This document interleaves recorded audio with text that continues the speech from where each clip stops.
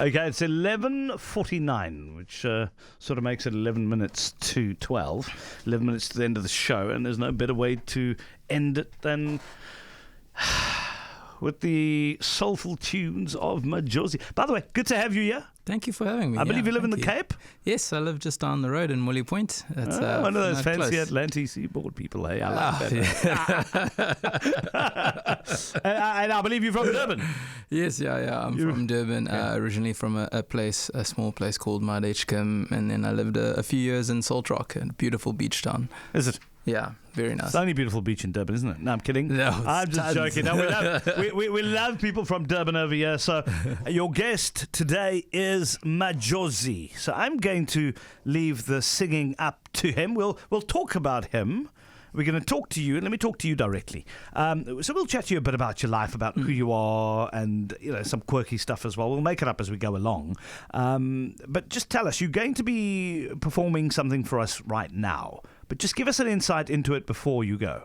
This is a song called The Woods that I did with my friend Trezor. I don't know if you guys know Trezor. He's an amazing guy. I'll actually say a little bit of his story because it's quite amazing. He was a refugee who came from the Congo. And you know how it is being a refugee, but he always wanted to be a musician, and he worked really, really hard.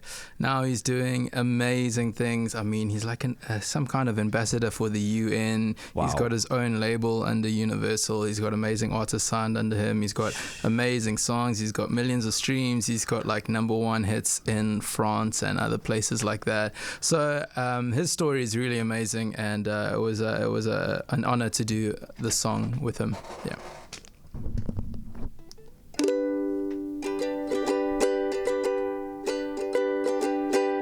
I rise up this morning, the sky's so clear, the storm is gone. Get up and let go of your fear. Oh, my dear, embrace the light of dawn. Step out of your shell and let my love dry your tears.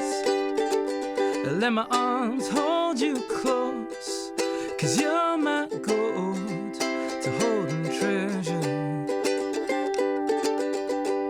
Would you lend me your heart?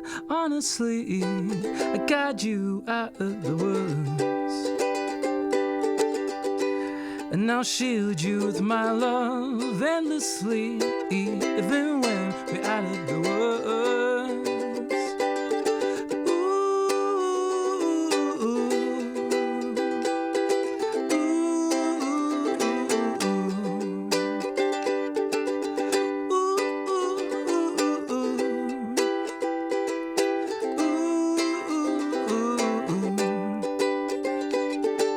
I feel your heartbeat pacing and your mind's racing.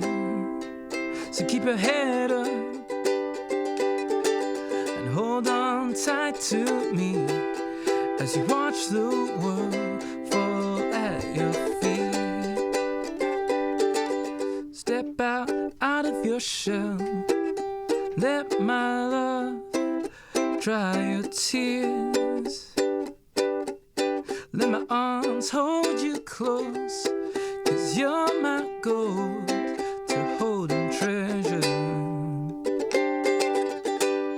Would you lend me your heart? Honestly, I guide you out of the woods, and I'll shield you with my love endlessly, even when we're out of the woods. And we said,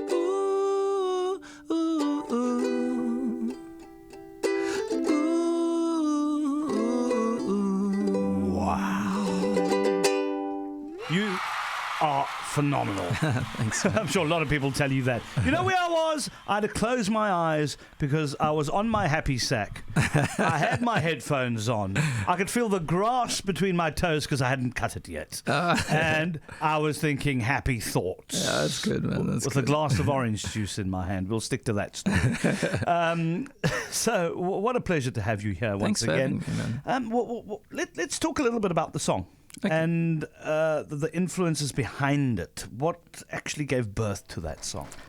So what happened was I actually, I think it was my first album, I was kind of finished it, and Trezo came and he's like, listen, I've got this song, and I think it would work well for you. And I was like, well, we kind of finished the album, but let me check it out. I checked it out and I really liked it. So we got into studio, we laid it down, and it's nice. I don't normally work with other artists just because I like to write from my own experiences, but just knowing Trezo, he's also from Durban, and he also has the same beliefs in me, so we were coming from a similar stance, so it was quite easy to work with him. And like I said, he's an amazing person, you know, and he's an amazing musician, and he shares the same values like I do, and it was just easy to kind of maneuver around the song and just exchange ideas. And it was just really awesome working with him. Phenomenal stuff. Now, let's leave the music for 2 seconds and talk about a previous life. Was there a previous life before you started wowing people with your voice and your heart and all the rest of it? Yeah, for sure, so man. Let's talk about that previous life. Well, I mean, it's a previous life, but I think, I hope I'm still the same person. Maybe I've just grown in experience, and I've got to experience a lot of things. But I used to work at the bank. So as soon as I left school, I worked as a waiter, and that didn't work out for like a month. And then I worked in a skateboard shop, and that didn't work out. And then I went and I worked at the bank for 5 years. So student time, Absa Bank, yeah. Absa, okay. Yeah, I was a teller, and just counting people's money, and it was quite. Oh, excuse me. Just burped in the mic. We didn't hear it. Don't worry about it. Anyways, it was quite. I want to say it was interesting. It definitely wasn't what I was supposed to do, but it was what I needed to do at the time. I was kind of supporting my mother, who was she was a domestic worker who had just retired. So I was supporting her, and it was a means to life, which I'm very grateful for. I got to buy my own guitar and do a lot of things that I wanted to do. So I was very grateful for the job and for the experience. And I think it taught me a lot of things. It helped me grow up. It helped me experience life and people, and how to interact with people, and kind of share my joy with people, you know, because you meet people every day, different people, you know, and I think it just helped me interact with all walks of people, you know, and then got to a stage where I had the opportunity to go work for a church in Durban. And really awesome people. They saw something in me. They saw that where I wasn't where I should have been. So started working at church. I went to study music at UKZN. Yeah. I did like a foundation course in jazz, which was jazz is not like it wasn't at least at that time I didn't really listen to jazz, but it was the course everyone was doing. All my friends did it, and I was like, okay, cool, let me give this a go. And it was, to be honest, it was a lot of fun. It was super hard. It was like impractical for me to go to second year because there's no ways I would have finished. But I just did the first year, and I was really grateful. It taught me diligence and perseverance, and just taught me how to practice every day. And I learned so many things in a short time frame, made amazing friends, and then I carried on working at church after that. And then I was just writing songs, and I was like, oh, you know what, let me record this. And I met a guy, and he had a studio, and he was like, oh, dude, you can come record in my studio, like we'll just make a deal. And I was like, okay, cool, man. Like, and then we recorded, and we put the songs online, and then they just did super well. And I was lucky. Sorry, I'm talking a lot here. No, you are my.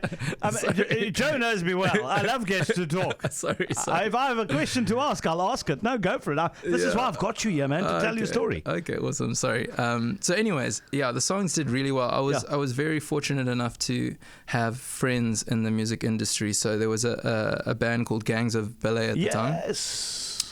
And we all like went to the same school and things like that. So I knew them very well. And Brad, the lead singer, Yes. he used to help me. I used to email him, have coffee meetings, and be like, what should I do, man? Who do I email? How do I get these songs out there? So he helped me a lot.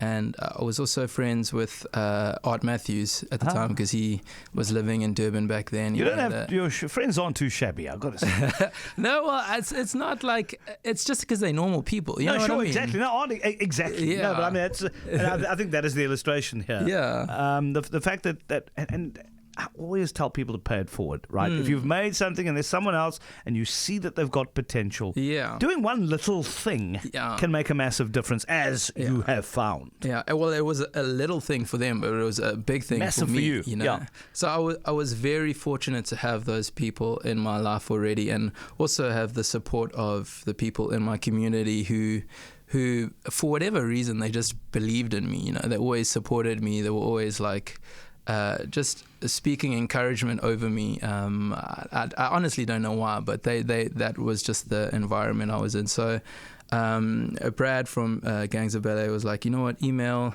Catherine Genfrel, see if you can get your song playlisted on 5FM. And I was like, okay, cool. This is after like many rejections, because you know what it's like, when you submit songs, like they just sometimes don't get around to it, So I sent it to her. She loved the song. She was like, let me help you get it playlisted. But also at the same time, she sent my stuff to Universal, and I didn't even know, like she didn't tell me. And then I just got an email from Universal, and they were like, hey, Catherine sent us your stuff, we really dig it, do you want to have a meeting? And I had a meeting with them, and then like a few weeks later I signed with them, and that was pretty much it. Then I kind of I love it. I love it. We're out of time.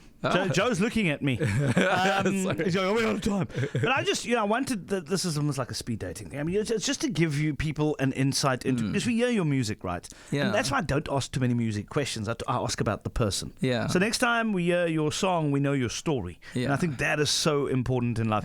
Yeah. And the fact that you, and a lot of people need to realize this. You want to do something in life, you're going to have to knock on a million doors. Bill Gates tells you that. Majozi's telling you that. And you just have to persevere no matter where you are in life now. So I want to thank you for coming through. Thank you. Thank you for blessing us with your presence. Thank you so much. Majozi, right here on Cape Talk.